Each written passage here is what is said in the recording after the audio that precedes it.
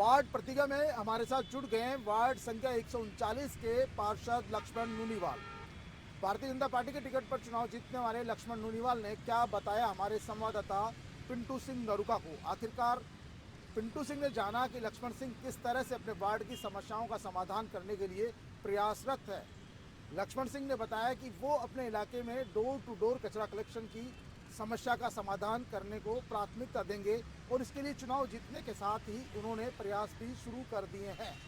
Ward 139 में जहां से निर्वाचित हुए हैं बीजेपी के पार्षद लक्ष्मण सिंह नूनीवाल, हम उनसे बात करेंगे कि उन्होंने क्या प्रतिज्ञा ली थी अपने वार्ड को लेकर। हम बात करेंगे। नूनीवाल जी, स्वागत है आपका एवन टीवी में। बहुत बहुत धन्यवाद।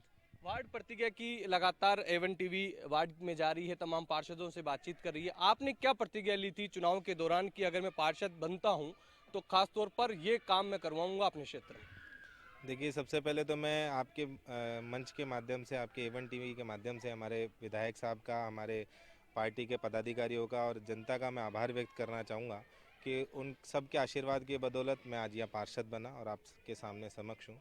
वार्ड में चुनाव लड़ने से पहले मेरी प्रतिज्ञाएं थी, चूँकि ये मेरा जो वार्ड है वो कच्ची बस्ती वार्ड है, कच्ची बस्ती के क्षेत्र में आता है।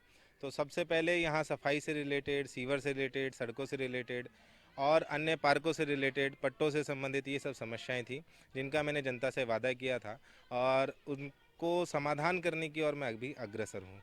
खासतौर पर बात की जाए तो आपकी क्या प्राथमिकता रहेगी पूरे आपके 5 साल के कार्यकाल में? ऐसी क्या बड़ी चुनौतियां, ऐसी क्या समस्याएं हैं जिनके निराकरण के लिए लगातार आपको संघर्ष करना पड़ेगा, और ऐसी प्राथमिक जो समस्याएं हैं जिनका सबसे पहले आप समाधान करेंगे? देखिए, जिस हिसाब से हमारी महापौर सौम्या जी हैं, वो अपना एक पूरा वर्क प्लान लेकर के काम कर रही हैं। उन्होंने सभी पार्षदों को निर्देश दिए हैं कि उन्होंने प्लान डिसाइड किए हैं, छोटे short term plan, long term plan. उसी के तहत हमने भी अपने वार्ड के कुछ प्लान डिसाइड किए हैं। सबसे पहले जो प्लान है सफाई से रिलेटेड, जो कि शॉर्ट टर्म है, उसके लिए हमने काम करना शुरू भी किया। अभी 2 महीने पूरे हुए भी नहीं। हमारे वार्ड में 5 बड़े डिपो थे, जिनमें से हमने 3 को बिल्कुल शून्य कर दिया है। 3 डिपो में बिल्कुल भी कचरा नहीं है। 2 डिपो हैं, उन पर भी हम समझाइश का दौर जारी है। लोगों को मैं खुद खड़े रह करके समझाता हूं और वो 2 डिपो भी हम जल्दी ख़त्म कर देंगे।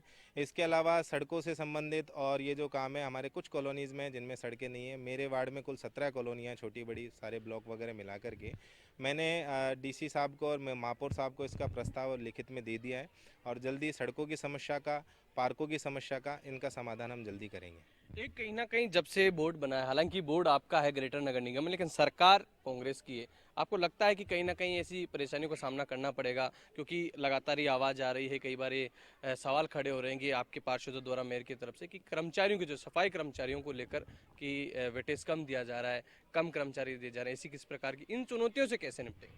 देखिए, बिल्कुल इस बात में कोई झूठ नहीं है, ये सच है कि सरकार कांग्रेस की है और इस कारण ज़्यादा उनका जो लगाव है वो हेरिटेज की तरफ झुका हुआ है। जैसे कर्मचारियों के बांटने की बात हो तो कर्मचारी हेरिटेज को ज़्यादा दिए गए।